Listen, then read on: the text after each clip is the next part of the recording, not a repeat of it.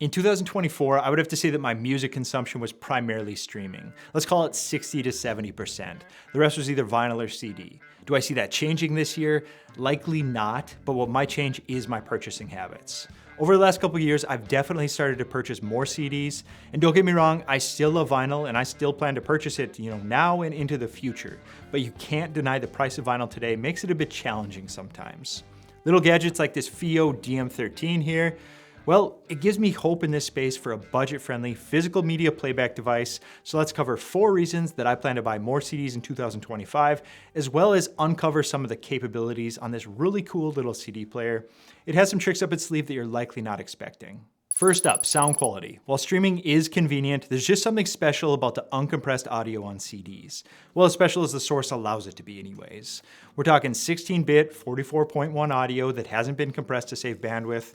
Nothing wild here, but in a lot of cases, it's everything you need and more. Streaming audio can and does sound fantastic as well, but there's something to be said about the consistent nature of CDs. No dependency on network speeds, just its full potential every single time without any drama from apps or connections. I do think that streaming audio can sound better than a CD, as I have experienced it many times on multiple pieces of equipment. But the barrier to entry for really good sound is a lot cheaper with CDs, assuming you already have a CD collection, that is. There's also a lot of really nice streamers out there with incredible sound quality, but the prices on some of this gear definitely reflects that as well. A really budget-friendly CD player like this FiiO DM13, it comes in around $140, $160 depending on the model and color you choose, and gets you a compact CD player that can function as a portable CD player with single-ended and balanced connections on the front, as well as a matching pair of outputs on the rear. And even more importantly, and I think really important, is the adapter to go digital out into a DAC of your choosing.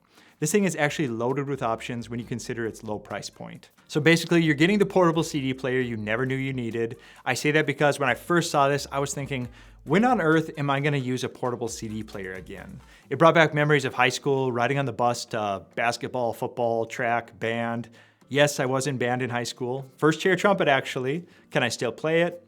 Barely. You had to have that CD player back then, and you had to have that binder full of CDs too. I did have a couple of different models of MP3 players before high school ended as well, but some of the early models, I remember them having quite a few issues. I remember the first one barely held any music. I think it only held something like an album or two. And the second one, I think it was probably the Microsoft Zune, and that one might have been actually a little bit after high school, but it was filled with music and it sounded much worse than my CD collection. And that's likely because I downloaded it all from LimeWire or who knows where else. Another thing I just thought of that was maybe even more important with the portable CD players back then, you needed that ESP shock protection because a lot of the models back then skipped if you even drove over a pebble or shifted them at all. And it seemed like the bus rides were basically off-road rally courses at the time. A side note, the DM13 here, it does have ESP as well, but if you plan to use this just as a desktop CD player, that doesn't require it. Just turn it off because that can slightly alter the sound quality. Wrapping up the sound quality on the DM13 here, it's equipped with 2 DAC chips, 2 amp chips, functions as either a portable CD player or a really capable little desktop CD player with enough connections to suit everyone's needs. It could use a remote for the desktop functions, but all in all, I'm pretty happy with the functionality here on a device I didn't know that I would like as much as I do. Side note before I get into reason 2, the DIY bass trap video is still coming. I ran into a couple of delays with some of the design changes I made. I have a habit of planning out a really simple build, then looking at what's already out there commercially, and then I always end up going down the path of how could I do this better? And that's where we're at now. They really should be unique compared to what's out there on the market. I think you guys are gonna like it. Hopefully I'll have something to you guys by this weekend. Subscribe if you don't wanna miss that one and some other really good stuff that I have coming up. Anyways, back to number 2. In a world where your streaming library could disappear with any outage, there's something comforting about physically owning your music. Your CD collection is always gonna be there unless maybe Aaron from Forever Analog sneaks into your place and starts thrifting all your CDs. I'm watching you, Aaron. There's a lot of the same reasons we enjoy vinyl in collecting CDs. I think a lot of it has to do with the physical connection to it. It's yours and you actually own it. You can visibly see your collection right there. I think you're either a person who likes to collect things or you're not. And I apparently fall into the collect category because it's definitely an urge I have with basically every hobby that I get into. And I tend to get into, well, just about every hobby out there. Case in point, I have a new mountain bike arriving today. The DM13 here can certainly enhance this ownership experience with what I would call really good build quality for the price. It has a solid feel to it, the buttons are easy to navigate. This slide over here opens up the lid, drop a CD in, then you get the front display here. It's gonna show your volume and track info. You have 0 to 99 for volume. Play, pause, track controls, as well as the ability to either dim or turn off the screen completely. One interesting quirk on this one, there's always gonna be an interesting quirk, isn't there? Is the combination of buttons. You need to take note on a few of these. Once you get it, you'll see what I mean. But just for example, to stop the disc, you need to press the power and the menu button at the same time. It works, but possibly a touch more complicated than it needs to be. Wrapping up the experience with the DM13, you can cycle the power button here to select between SPDIF, pre-out, Bluetooth, even USB. And the USB functionality is for CD ripping. This little guy can even rip your CDs into WAV files for playback on other devices. This one doesn't apply for every album, especially some of the new stuff, but a fair number of albums do play out like a story. The artists and producers would strategically place the album order based on what they wanted you to feel or experience. Basically control how everything unfolded.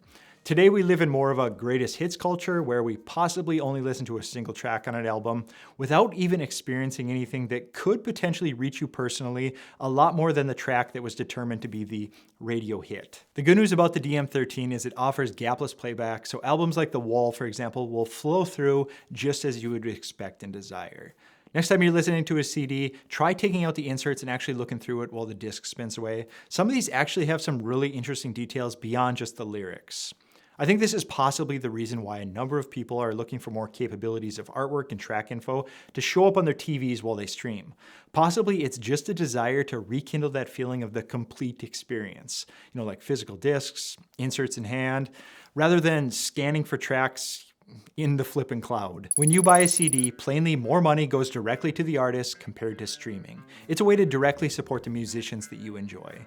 Streaming music does pay the artists as well, but it's at a fraction of the amount. If this is something you're interested in, buy the CDs direct from, a lot of their web pages, directly, as it's generally more profitable for the artists rather than a middleman at a lot of these chain stores. And with the DM13s, you get, a pretty decent battery life to support your favorite artists. It's around 10 hours of portable battery. You could listen to multiple CDs without interruption here. I'm not sure who has time to listen to 10 hours of continuous music in a single session, but if that's you, I'm not sure if I'm jealous or concerned. Maybe it's time to get up and go for a walk. Either way, plenty of battery life when you go mobile, and when you get back, just plug it into the USB at your desk. Something else they did on this one that I really appreciate is the D mode, which I can only assume is desktop mode. It turns the battery off, and then it just completely relies on the USB connection for power and charging. When you have it in this D mode, it's the same power ratings on battery or over USB. I wouldn't have complained if we would have had an option for more power when it's connected, but in all honesty, the power on this one was never an issue in any of the pairings that I used with it. This is a really functional little device that can live on your desk, connected to, say, an external DAC, an amp, or powered speakers, and then simply pick it up and take it with you whenever you want to go somewhere. I know a lot of this is nothing new. We've all experienced a lot of this before, right, in the 90s with some of the various different models. But if I recall correctly, the battery life was really short-lived on those devices, and it seemed like you were throwing in another set of AA batteries every single trip you took. It also might be fun to see some of the weird looks you get pulling out a portable CD player in 2025. I was picking up some food, I think it was around a year ago, and when they brought it out to the car, the waitress saw the CD binder in my truck passenger seat. I can't remember exactly what she said, but she definitely noticed it and thought it was cool. She likely thought I was big into vintage stuff and was just being some sort of hipster, but really, I just still listen to CDs when I drive sometimes. If we're gonna wrap this one up, it's priced between $140 to $170, depending on the model and color, and it feels like a steal for what you're getting here.